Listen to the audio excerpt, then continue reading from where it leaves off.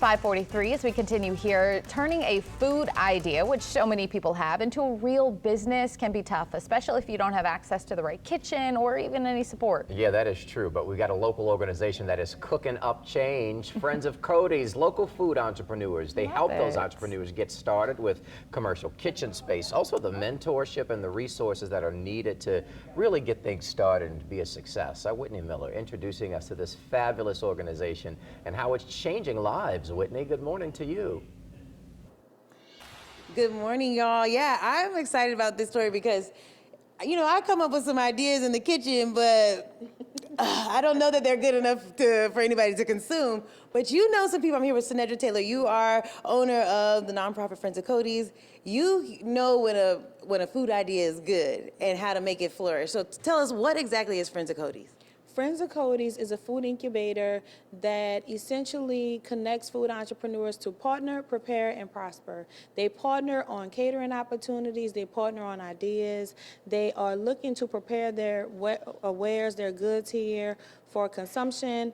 They're preparing with each other. How are you sharing ideas? Some have backgrounds in marketing, accounting, and they're sharing those ideas. And they prosper, of course, because no food business is a business without revenue, right? So what are those ways we can connect to prosper, whether it's our festival incubator, catering opportunities, or other things that will gain exposure for the entrepreneurs to be able to access those revenue generating opportunities. That's so awesome. We got Tiffany in the kitchen right now with the NOLA food ball. She's cooking up something. How did Friends of Codey's get started? Because there's a story behind it. Yes. So Friends of Codey, I'm a food entrepreneur. Let's start there. And so I was looking around the city for something that was at the intersection of entrepreneurship and culinary arts. And so there were a few food incubators, but there was nothing that said at those intersections where it was accessible to multiple food entrepreneurs. There was one at the time, but it was very specific to a handful of food entrepreneurs, and I wasn't in that number. And so at some point I had to become the change that I seek, right? Yeah. And so during the pandemic, my needs as a food entrepreneur owning Crazy Waffle Bar was magnified.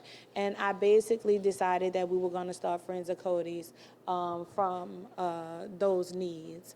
And so here we are today, 5 years later. Our 5-year anniversary was this weekend. And I'm just excited to show you that we have over 30 food entrepreneurs partnering, preparing, and prospering here, and we support over 200 food entrepreneurs on an annual basis. I was just gonna say, so you help them. You help them get to where they need to be. The pipeline to different events in the area, French Quarter Fest, all kinds of things. Yes, and honestly, we help each other. Like I said, I started as a food entrepreneur.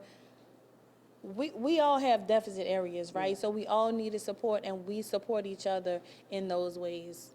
I love it. I love it. Okay, so we're going to be cooking all morning long. We got waffles. We're getting ready to make some waffles. I'm very excited about the waffles, the crazy waffles. Yes. So, yeah, breakfast will be served at 6, 7, and 8. I'll send it back to y'all.